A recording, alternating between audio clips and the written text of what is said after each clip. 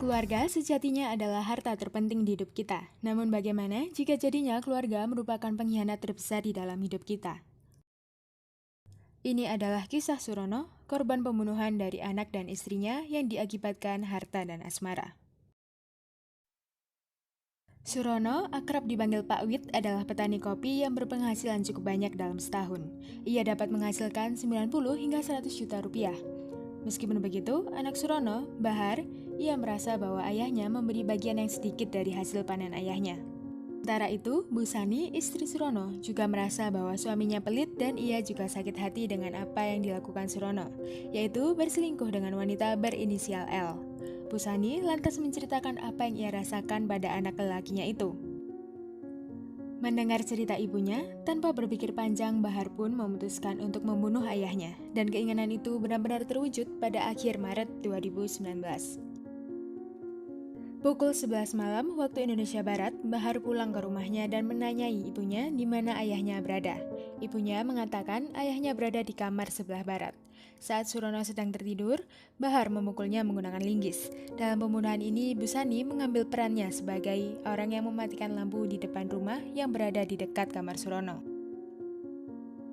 Bahar dan Bu Sani kemudian menggotong mayat Surono ke belakang rumah dan menguburkannya di sana. Namun karena Bu Sani takut melihat darah, Bahar mengusir ibunya dan mengancamnya akan membunuhnya juga jika ibunya menggagalkan rencana itu.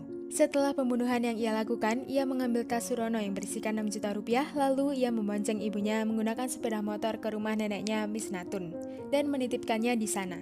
Kemudian ia pulang ke rumah istrinya dan esoknya ia pergi ke Bali.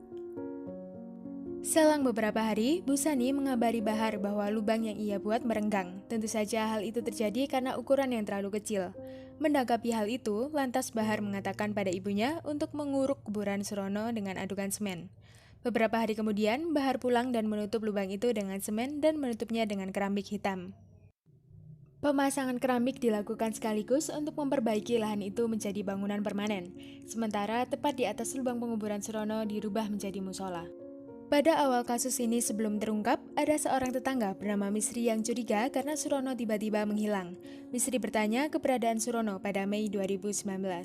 Bahkan, ia menanyakan nomor ponsel Surono, namun Bahar mengatakan bahwa ayahnya ke Bali untuk bekerja. Bahkan saya meminta nomor Pak Wit, tapi nggak dikasih sama anaknya.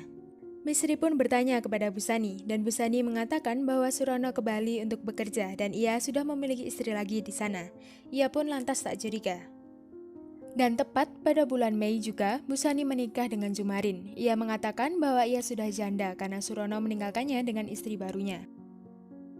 Tetapi 10 hari sebelum kasus ini terbongkar, Jumarin jarang pulang ke rumah Bu Sani lagi karena istrinya yang seorang TKA Malaysia kembali pulang ke Jember. Karena takut Jumarin kembali ke pangkuan istrinya, Bu Sani dan Bahar pun memfitnah Jumarin dan mengatakan kepada kepala dusun bahwa Jumarin membunuh Surono, lalu menguburkannya di lantai musola rumah Bu Sani. Akhirnya, kepala dusun melaporkan hal ini pada polisi untuk membongkar lantai musola Bu Sani, dan mereka mendapati jasad Surono di dalamnya. Polisi pun menangkap Bu Sani, Bahar, dan Jumarin. Dari hasil pemeriksaan, Bahar menyebut Jumarin dan ibunya Bu Sanilah yang membunuh ayahnya. Bu Sani juga menuduh putranya yang membunuh Surono. Pada akhirnya, kedua pelaku ini terbongkar berdasarkan hasil autopsi dan saksi. Jumarin justru sama sekali tak terlibat di kasus itu. Atas perbuatan kedua pelaku ini, mereka dijerat hukuman atas pembunuhan berencana dengan ancaman pidana mati atau seumur hidup atau paling lama 20 tahun penjara. Ini adalah kisah pembunuhan Surono yang dicor di bawah musola rumahnya. Memang, harta dan dendam dapat membutakan hati dan membuat manusia menjadi setan kasat mata bagi siapapun, meskipun itu keluarga sendiri. Kita, sebagai manusia yang lemah, patutnya selalu berdoa pada Tuhan dan berbuat baik kepada orang-orang di sekitar kita, terutama keluarga. Berbuat dan berperilaku baik dengan ikhlas adalah kuncinya. Terima kasih sudah menonton dan sampai jumpa di kasus berikutnya.